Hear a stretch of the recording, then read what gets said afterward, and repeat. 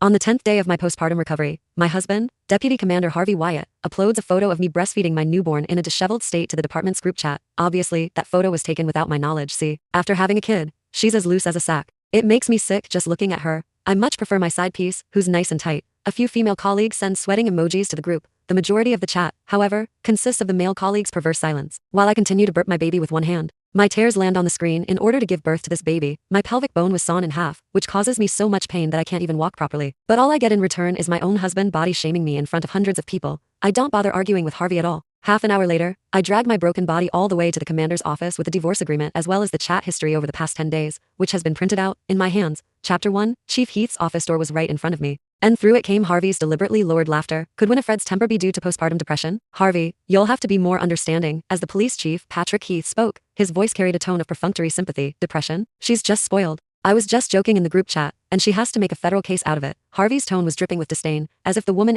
publicly humiliated was merely an embarrassment to him. I looked down. My baby, Munchkin, was sleeping fitfully in my arms with her small brow furrowed. A searing pain shot up from my pubic symphysis with every step, each one in agony. But instead of retreating, I pushed open the ajar door. The conversation inside ceased instantly. The room was hazy with smoke. Harvey was lounging on the couch, his legs crossed. Across from him, the female officer, Lee Nicholson, the one who had posted the sweating emoji in the group chat, was peeling an orange. Seeing me, Lee paused mid-motion. She didn't get up, but instead leaned a little closer to Harvey. Harvey's smile vanished. What are you doing here? This is my workplace. Are you trying to make me a laughingstock by showing up here dressed like that? You think I'm not embarrassed enough? I was wearing a loose nursing top. My hair was carelessly pinned up, and there were still mud stains on my cotton slippers. In contrast, Lee was impeccably made up, her police uniform crisp and neat. Honey, I came to bring you something. Suppressing the tremor in my body, I slapped the printed sheets onto the desk. It was a divorce agreement, along with screenshots of the group chat and voice recordings of him impatiently talking to me from the past 10 days. Chief Heath glanced at them, his expression unchanging as he continued to blow out smoke. Winifred, you're being unreasonable. Harvey is up for a performance review soon.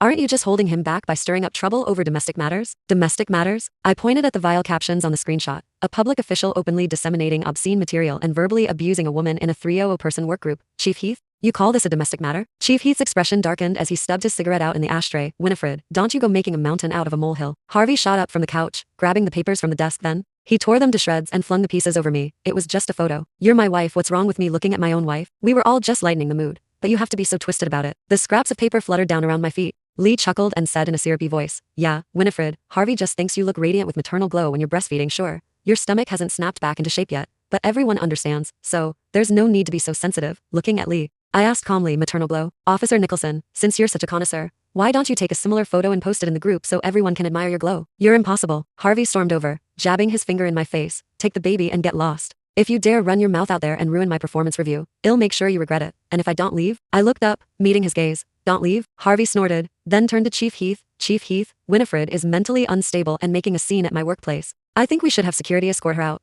Leaning back in his chair, Chief Heath picked up his coffee mug and blew on it.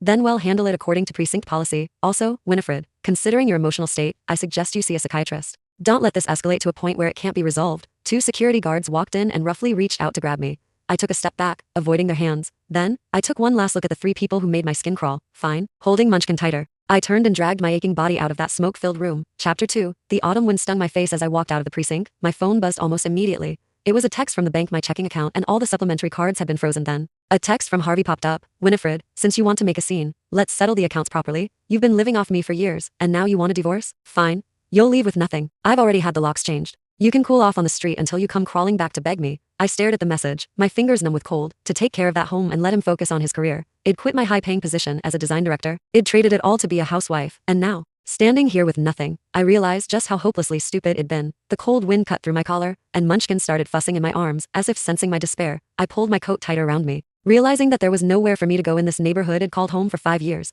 A few neighbors had lived in the area for decades approached me. On ordinary days, they'd smile and praise me for being such a devoted wife. But now, their gazes held nothing but contempt and disgust. Look, that's her. I heard she's got postpartum depression, and stormed into Chief Heath's office like a lunatic. Poor Harvey. How did a nice guy like him end up with a wife like that? Not only does she not appreciate how hard he works, but she also wants to ruin his future. Tell me about it. I heard her figure's completely gone since she had the baby, and now she's paranoid on top of it. Harvey's really too kind not to have her committed to a psychiatric ward. Their whispers were like nails on a chalkboard. I kept my head down, pretending not to hear, and mechanically walked forward. As I passed the bulletin board, I saw a big photo of Harvey up there. The words "Top 10 Outstanding Defenders of the Year" blazed red with bitter irony. In the photo, he looked so upright, But who would guess that underneath that mask of righteousness hid a heart so rotten? The sky grew darker, and streetlights flickered on, dragging my legs that felt as if they were weighted with lead. I finally reached the entrance of our apartment complex. I swiped my card. The gate alarm beeped, flashing red. Harvey really had changed everything. Even my access to the compound had been revoked. Matt Shepard, the security guard, poked his head out of the security booth, a troubled look on his face. Winifred, Deputy Commander Wyatt just specifically instructed that you're not allowed in. He said you're emotionally